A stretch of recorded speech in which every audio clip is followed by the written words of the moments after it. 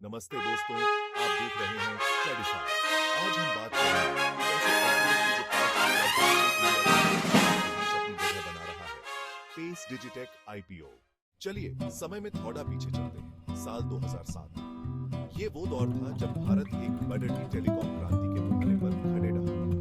Mobile phone अब सिर्फ एक लग्जरी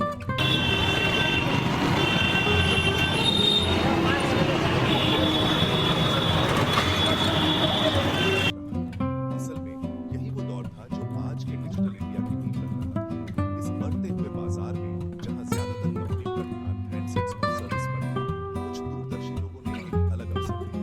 उन्होंने महसूस किया कि इन टावर्स को चलाने के लिए हाई क्वालिटी इलेक्ट्रिकल इक्विपमेंट की एक मजबूत रीढ़ की हड्डी चाहिए। और यहीं से एक साफ विजन और एक छोटी सी शुरुआत के साथ जन्म हुआ पेस डिजिटेक लिमिटेड। उन्होंने इस कम्युनिकेशन को चुपचाप शुरू करने दिया। एक छोटी सी मैन्युफैक्चरिंग यूनिट से शुरू हुआ। उनका सफर वाकई शानदार रहा। वो सिर्फ एक प्रोडक्ट तक ही सीमित नहीं थे। साथ ही साथ उन्होंने रणनीतिक रूप से अपने विस्तार, बेसिक इलेक्ट्रिकल कंपोनेंट्स बनाने से लेकर टेलीकॉम टावर्स के कंस्ट्रक्शन और मेंटेनेंस से लेकर हमारे डेटा को ले जाने वाले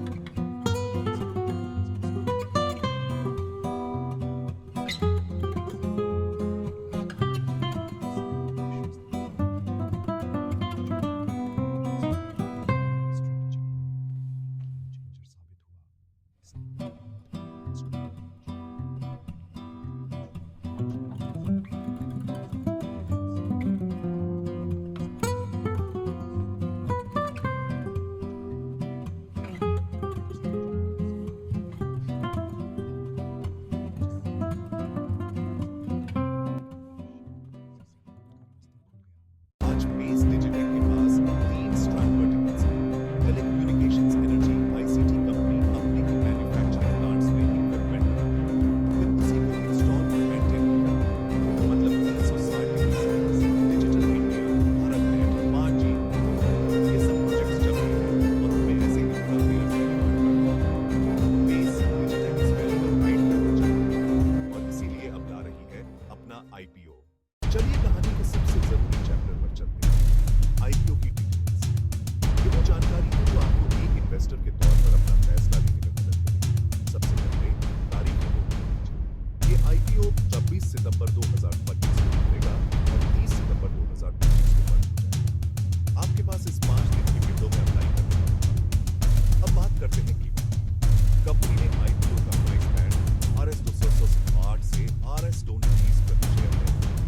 रिटेल इन्वेस्टर्स के लिए हमेशा अपर प्राइस बैंड यानी RS 228 पर अप्लाई करना सेफ है, जिसे कट ऑन प्राइस आपको लॉट्स में मिलता है। इस आईपीओ के लिए मिनिमम बिड साइज 8 जिसमें 18 शेयर्स होंगे। अपर प्राइस बैंड आपको इन्वेस्टमेंट RS 14,805। अगर आप एक रिटेल इन्वेस्टर हैं तो आप ज्यादा से ज्यादा 13 लॉट्स के लिए अप्लाई कर सकते हैं, जिसमें कुल 887 शेयर्स होंगे और आपकी मैक्सिमम इन्वेस्टमेंट RS 1 अब इशू के साइज को समझते हैं। कंपनी इस आईपीओ के जरिए बाजार से RS 15.7 करोड़ जुटा रही है और सबसे जरूरी बात यह है कि यह पूरा का पूरा एक फ्रेश इशू है। इसका मतलब है कि सारा पैसा सीधा कंपनी के पास जाएगा, जिसे वो अपने बिजनेस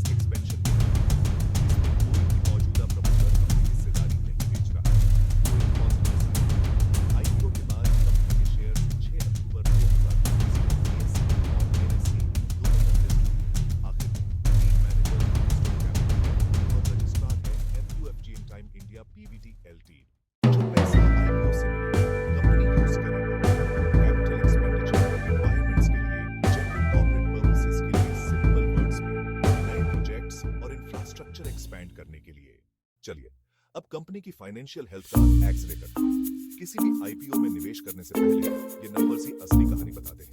सबसे पहले रेवेन्यू FY 24 में कंपनी ने RS चॉस 379 मिलियन कमाए, जो FY 25 में बढ़कर RS चॉट 380 मिलियन हो गए। ये ग्रोथ मामूली लग सकती है, लेकिन टेलीकॉम इंफ्रा जैसे सेक्टर में ऐसी स्थिरता एक मजबूत बिजनेस मॉडल का संकेत है। लेकिन असली कहानी प्रॉफिटेबिलिटी में है। कंपनी का प्रॉफिट आफ्टर टैक्स PAT सोच के RS में 2,88 मिलियन से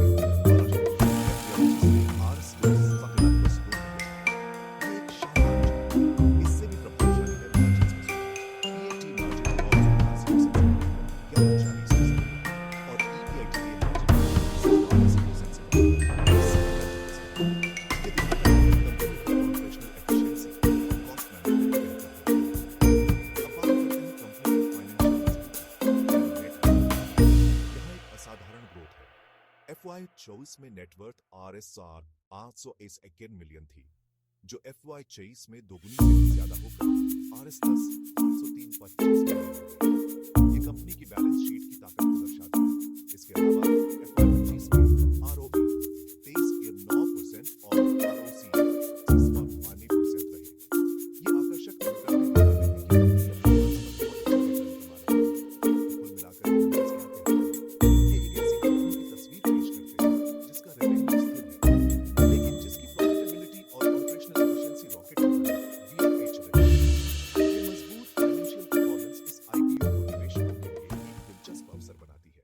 हर कहानी में हीरोज और विलेन्स दोनों हैं। यहाँ हीरोज हैं कंपनी की स्ट्रेंथ्स एंड इंफ्रा सॉल्यूशंस। एक ही जगह सब कुछ एक्सपीरियंस्ड मैनेजमेंट और skill team modern manufacturing facilities R&D intensive approach consistent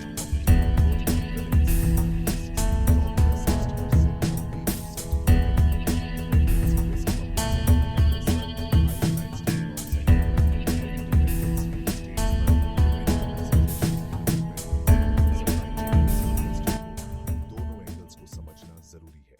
telecom sector